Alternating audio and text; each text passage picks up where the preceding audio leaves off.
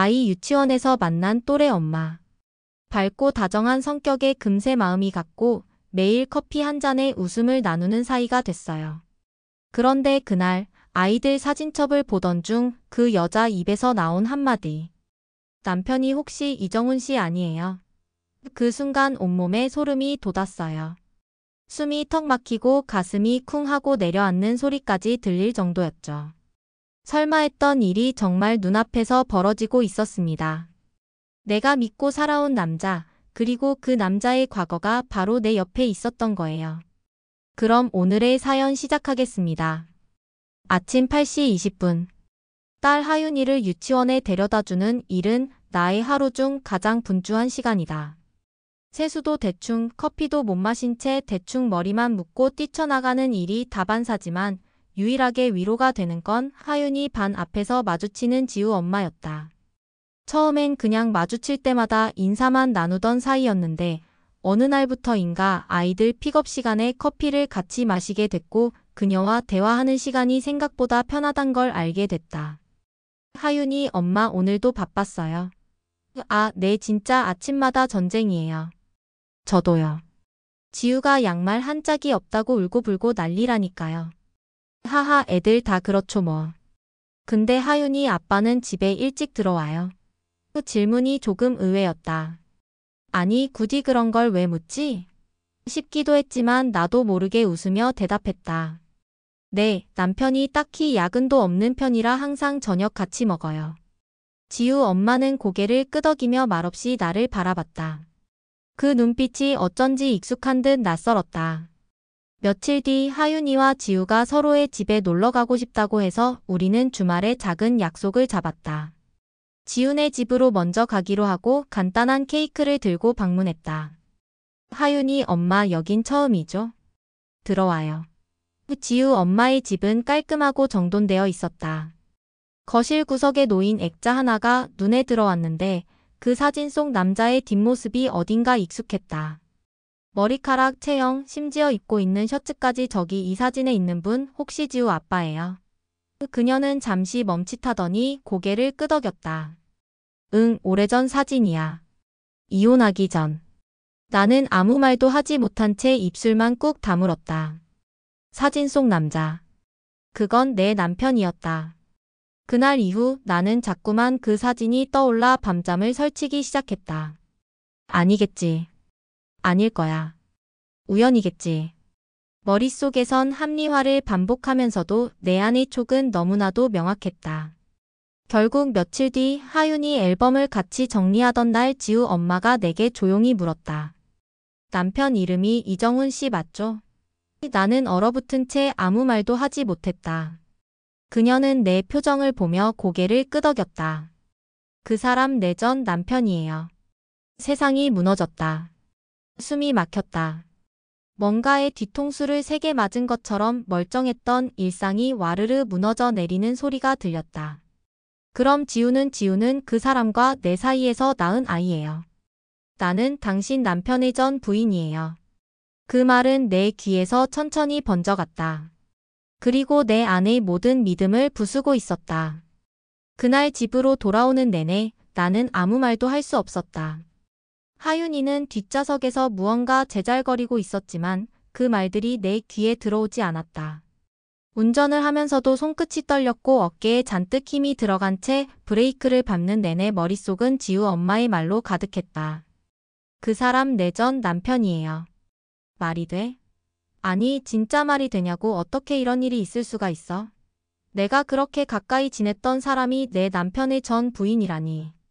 그리고 그 사실을 나보다도 먼저 그녀가 알고 있었다니. 집에 도착하자마자 하윤이부터 씻기고 잠든 걸 확인한 뒤 거실 소파에 털썩 주저앉았다. 그리고 휴대폰을 들어 남편에게 전화를 걸었다. 여보. 응? 왜? 무슨 일 있어? 지우 엄마 알지? 하윤이 반 친구 엄마. 알지. 왜? 그 여자 당신 전 부인이야? 그 순간 전화기 너머로 침묵이 흘렀다. 그 침묵이 대답보다 더 명확했다. 숨소리조차 들리지 않던 그 순간 나는 이미 답을 알았다. 정말 미안해. 말하려고 했어. 진짜야. 근데 어떻게 꺼내야 할지 몰랐어. 언제부터 알았어? 그 여자가 하윤이 반 학부모인 거, 내가 걔랑 커피 마시고 대화하는 거 다 보면서 그동안 아무 말도 안 한 거야. 남편은 말을 잇지 못했다. 입을 꾹 다문 듯한 침묵. 그 침묵 속에서 내 화는 걷잡을 수 없이 치솟았다. 그 여자 내 옆에서 계속 웃고 있었어. 우리 집 얘기 듣고 하윤이 얘기 듣고 나랑 친구처럼 지내면서 속으로 얼마나 비웃었을까. 아니야. 그런 사람 아니야. 지우 엄마 그러니까 수진이는 그런 마음으로 그런 게 아니야. 수진이라고? 그 여자 이름을 그렇게 다정하게 부르는 거야, 지금? 그냥 옛날 버릇이 남은 거야. 진짜 그런 의도 아니야.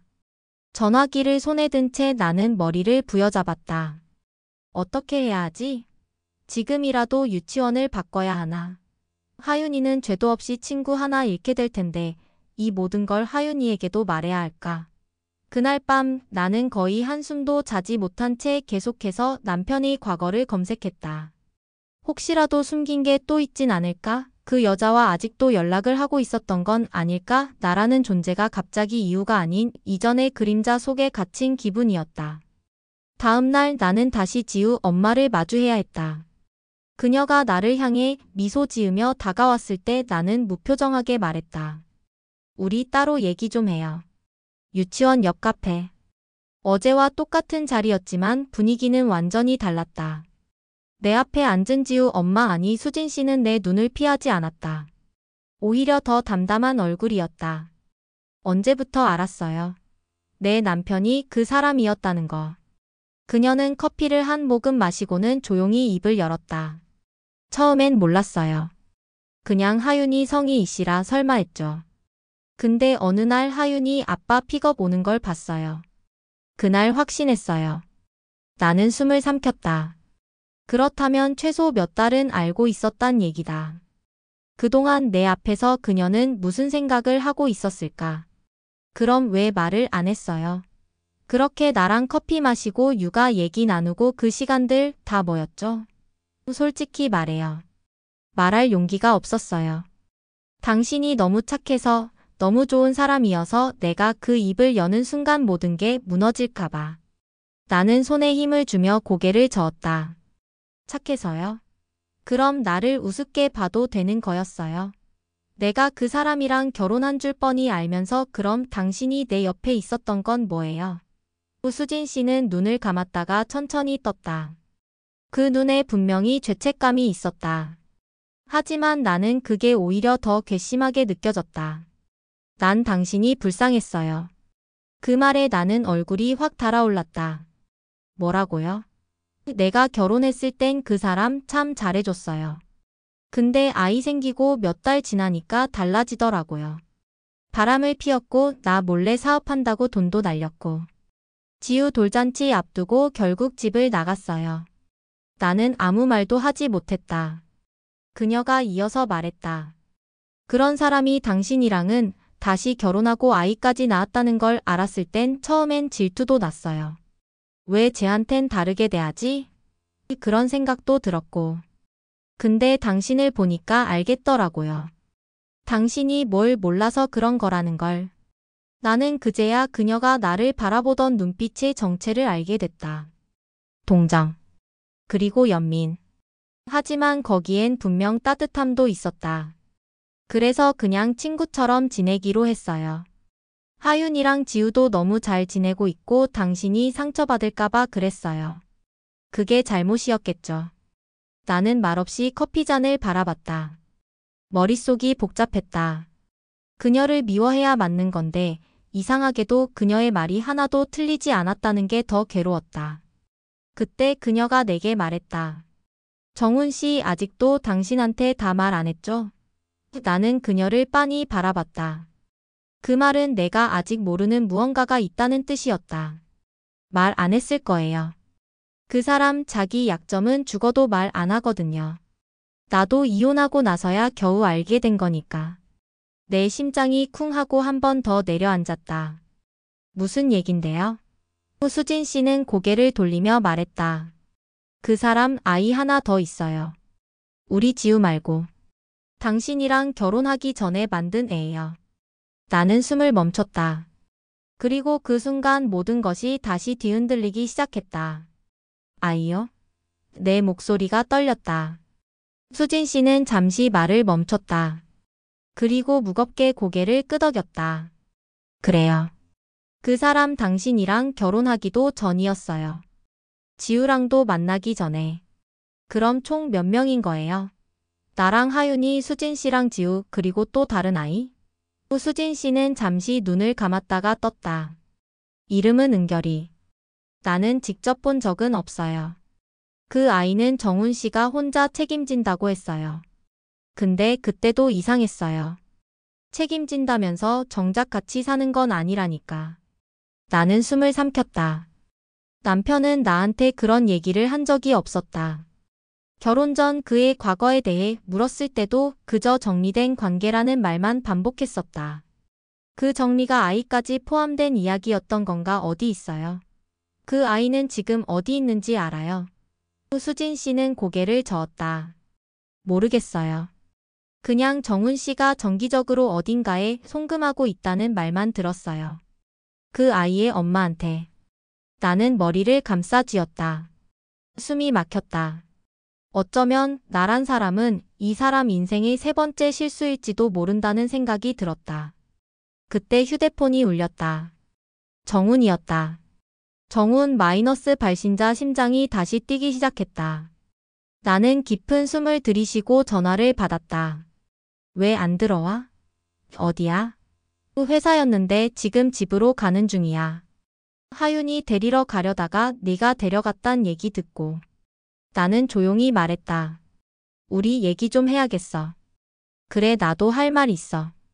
너무 늦은 거 알지만 이제는 다 말해야 할 때인 것 같아.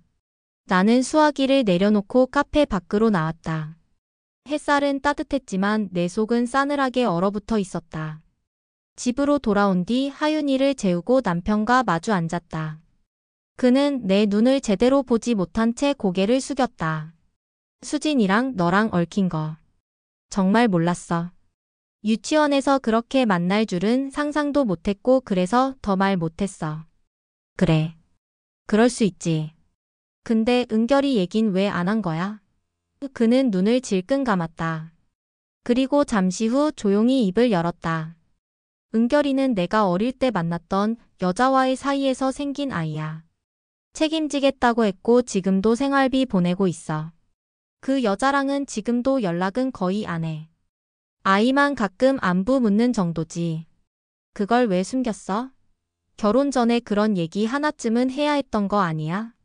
미안해 말하면 너도 떠날까봐 겁났어.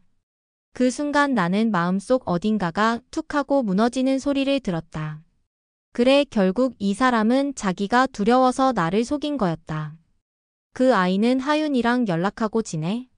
아니야. 하윤이한텐 절대 그런 혼란 주기 싫어서 그쪽 아이 얘긴 한 번도 꺼낸 적 없어. 나는 한참을 말없이 앉아 있었다. 그러다 조용히 입을 열었다.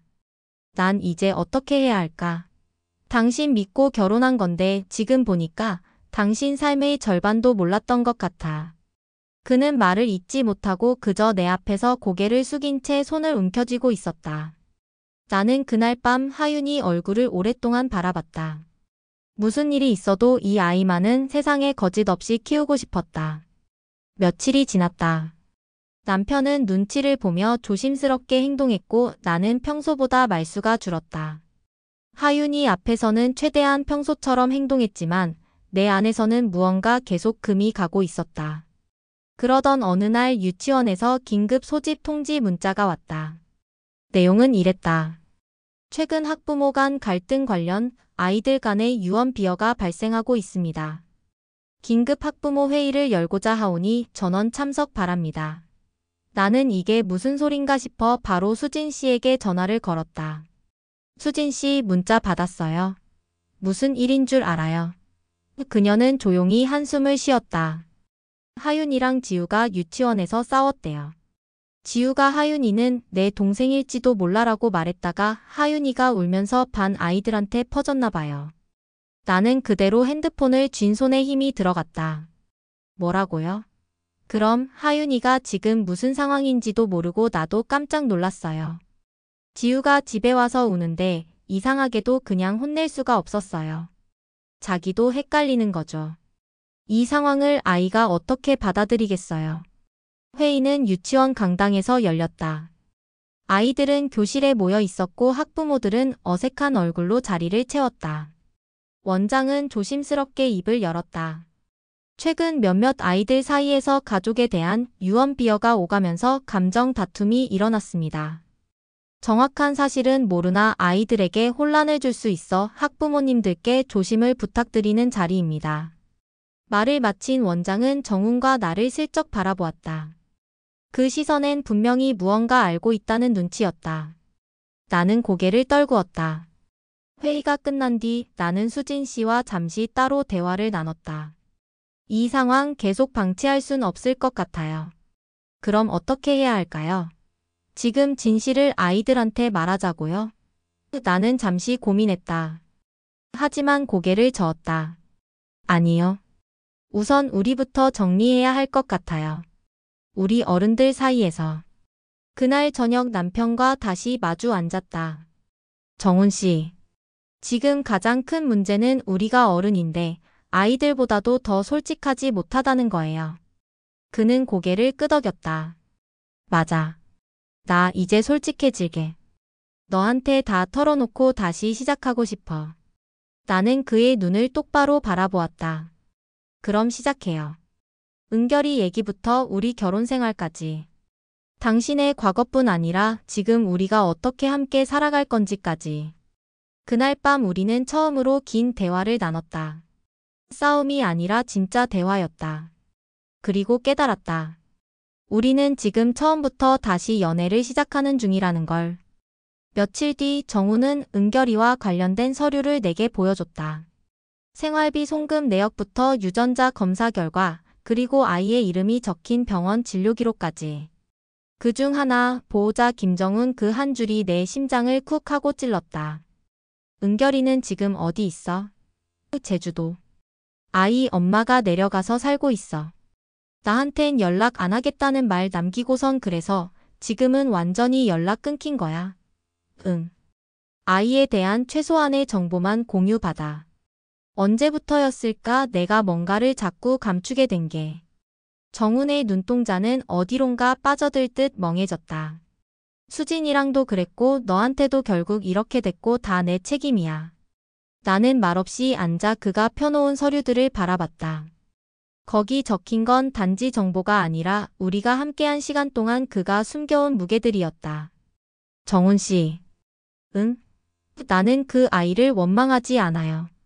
하지만 당신이 나한테 진실을 말하지 않은 건 계속 상처로 남을 거예요. 정훈은 잠시 고개를 끄덕이더니 내 손을 덥석 잡았다. 그 상처 내가 책임지고 않을게. 늦었지만 앞으론 절대 숨기지 않을게. 나는 말없이 그의 손을 바라봤다. 그리고 한참 후 조용히 말했다.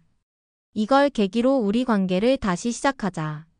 단지 하윤이 아빠 엄마로서가 아니라 진짜 부부로. 그 순간 정훈의 눈가가 붉어졌다. 며칠 후 나는 유치원 원장실을 찾았다. 수진 씨도 함께였다.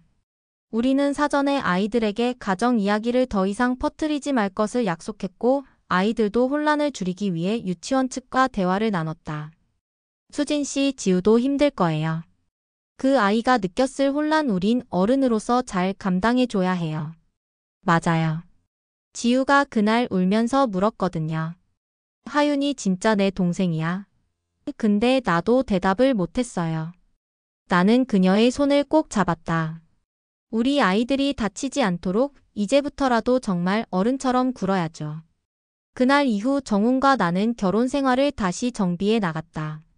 매주 토요일마다 대화를 나눴고 하윤이에게도 최대한 솔직하되 혼란을 주지 않는 범위 안에서 이야기했다. 그리고 어느 날 하윤이의 입에서 이런 말이 나왔다. 아빠, 내 친구 지우가 그러는데 우린 가족일지도 모른대. 근데 난 가족이 많아지는 건 좋아. 나는 순간 멈칫했지만 정우는 자연스럽게 대답했다. 그럼 하윤이는 앞으로 더 많은 사랑 받을 수 있겠네. 나는 그 말에 처음으로 조금은 안심이 됐다. 그날 이후 우린 숨기지 않기로 했다. 단 아이들에게 상처를 주지 않는 방식으로. 하윤이와 지우가 서로 좋은 친구로 남을 수 있도록, 그리고 우리 셋이 아니 이제 다섯이 함께 잘 살아갈 수 있도록. 그날 밤 정훈이 먼저 말했다. 나 수진이한테 연락했어. 아이 문제로 한번 정식으로 셋이 만나서 이야기하고 싶다고. 나는 한참 그를 바라보다가 고개를 끄덕였다. 그래. 도망치지 말고 제대로 마주보자. 며칠 뒤 한 카페에서 정훈, 수진, 그리고 내가 마주 앉았다. 우리는 적어도 서로에게 이제 숨길 게 없다는 걸 인정하고 있었다. 수진아. 정훈이 조심스럽게 입을 열었다. 미안했어. 그때 널 상처 준 것도 그렇게 도망치듯 떠난 것도. 수진은 조용히 커피잔을 내려놓고 나를 바라봤다. 나도 당신한테 미안해요. 그리고 지금 이 자리에 와줘서 고마워요. 그녀는 내게 고개를 숙였다. 저 처음엔 서연 씨가 너무 미웠어요. 내가 받지 못한 사랑을 당신이 다 가져간 것 같았거든요. 나는 작게 숨을 들이쉬고 대답했다. 나도 수진 씨를 원망했어요. 하지만 지금은 아니에요. 우리가 서로 적일 이유가 없잖아요. 그녀는 고개를 끄덕이며 웃었다. 지우가 하윤이랑 친하게 지내는 거 이젠 안 불안해요. 그 아이들이 앞으로 서로에게 힘이 돼줄 수 있다면 좋겠어요. 그 순간 어떤 감정이 울컥 치밀었다. 우리는 서로를 넘어서 진짜 가족이 되어가고 있는 걸까? 그날 세 사람 사이에 놓여있던 긴장감의 실타래가 조금씩 풀려나가기 시작했다. 다음 날 아침 하윤이가 말했다. 엄마, 지우 엄마가 나한테 쿠키 줬어. 그거 되게 맛있었어. 그래? 수진 이모가 만들어준 거야? 응. 근데 엄마, 지우 이모는 진짜 우리 가족이야. 나는 잠시 숨을 고르고 말했다. 하윤아, 가족이란 건 꼭 피로만 연결되는 게 아니야. 서로 아끼고 지켜주고 싶은 마음이 있으면 그게 가족이야. 그 말을 하고 난 뒤 나는 내가 진짜 어른이 된 것 같았다. 며칠 뒤 유치원 행사에서 하윤이와 지우는 손을 꼭 붙잡고 무대에 올랐다. 우리의 우정은 서로 다른 마음들이 하나가 되는 거예요. 두 아이가 준비한 발표를 보며 나는 눈물을 훔쳤다. 옆에 있던 정훈도 그리고 수진 씨도. 이제야 진짜 우리 모두가 한자리에 있을 수 있게 된 것 같았다. 그날 밤 아이들이 잠든 후 정훈과 마주 앉아 맥주 한 캔을 나눴다. 별것 아닌 평범한 순간이었지만 우린 너무 오랜만에 부부처럼 보였다. 수진 씨랑 대화 잘한 것 같아. 내 말에 정훈은 가볍게 웃었다. 그래. 서로 잘 지내려고 노력하는 게 예전엔 상상도 못했던 일이었잖아. 나는 고개를 끄덕였다. 지금 생각하면 사실 우리 둘도 제대로 된 시작은 없었던 것 같아. 은결이 얘기도 수진 씨 얘기도 당신은 내게 먼저 털어놓은 적 없었고. 정훈은 고개를 숙인 채 잠시 말을 멈췄다. 맞아. 늘 무섭고 두려웠어. 내가 가진 과거 때문에 지금 이 행복이 무너질까봐. 나는 천천히 그의 손을 잡았다. 그 행복 우리가 지켜가야지. 도망치지 않고. 그날 이후 우리의 일상은 조금씩 바뀌었다. 정훈은 매주 주말마다 아이들과 시간을 보냈고 나는 수진 씨와도 연락을 이어갔다. 때로는 아이들 셋이 함께 놀기도 했고 어느새 서로 이모, 삼촌이라 부르기도 했다. 한 번은 지우가 나에게 안기며 말했다. 서연 이모 하윤이랑 같이 놀면 너무 좋아요. 우리 진짜 가족 같아요. 그 말에 나는 울컥했다. 어른들이 만들어 놓은 엉킨 관계 속에서도 아이들은 그렇게 순수하게 받아들이고 있었다. 그리고 어느 날 하윤이의 생일 파티가 다가왔다. 나는 수진 씨에게 먼저 연락을 넣었다. 혹시 하윤이 생일날 지우도 함께 와줄 수 있을까? 그녀는 망설임도 없이 말했다. 당연하지. 케이크 내가 만들게. 생일날 작은 거실엔 풍선이 가득했고 아이들 웃음소리가 끊이지 않았다. 하윤이, 지우 그리고 은결이까지. 정훈과 나는 한 손엔 카메라를, 다른 손엔 서로의 손을 꼭 잡고 있었다. 이렇게 다 같이 웃을 수 있다는 게 기적이네. 정훈이 말했다. 나는 작게 웃으며 대답했다. 기적은 기다리는 게 아니라 만들어가는 거니까. 파티가 끝난 밤 하윤이는 내게 말했다. 엄마, 오늘이 제일 행복했어. 나는 하윤이의 머리를 쓰다듬으며 마음속으로 다짐했다. 이 아이가 언젠가 자라서 이 이야기를 전해 듣게 되더라도 지금 이 행복을 기억하게 해주자. 우린 이상한 관계였지만 누구보다 따뜻한 가족이었다고. 몇 달 뒤 하윤이와 지우가 초등학교에 입학했다. 학교 앞에서 두 아이는 여전히 손을 꼭 잡고 있었다. 그 모습을 보며 나는 수진 씨와 눈을 마주쳤다. 우린 잘 해낸 거죠? 그녀가 웃으며 말했다. 나는 고개를 끄덕였다. 응. 충분히 잘했어. 우리도 아이들도. 그날 이후 우리는 특별한 규칙을 만들었다. 월 1회 두 가족이 함께 저녁 식사를 하기로. 그 자리에서 누구는 지난달 있었던 일들을 이야기하고 누구는 서로의 아이들을 칭찬했다. 그 테이블 위에는 더 이상 미움도 비교도 없었다. 단지 우리가 함께 만든 시간이 있을 뿐이었다. 그리고 어느 날 은결이가 내게 쪽지를 건넸다. 귀엽게 삐뚤빼뚤한 글씨였다. 서연 이모 하윤이 엄마 해줘서 고마워요. 우리 엄마가 웃을 수 있게 해줘서도. 그 글을 읽는데 눈물이 뚝 하고 떨어졌다. 사람은 상처로만 관계를 기억하는 존재가 아니다. 어쩌면 우리 삶은 이렇게 뒤늦은 용서와 이해로 조금씩 채워져야 하는지도 모른다. 가족의 정의가 꼭 하나의 틀로 정해질 수 없는 것처럼. 누군가에겐 이해할 수 없는 선택이 누군가에겐 그저 살아내기 위한 최선이었을지도 모릅니다. 원망보다 이해가, 판단보다 용서가 먼저일 수 있다는 걸 오늘의 이야기가 말해주고 있네요.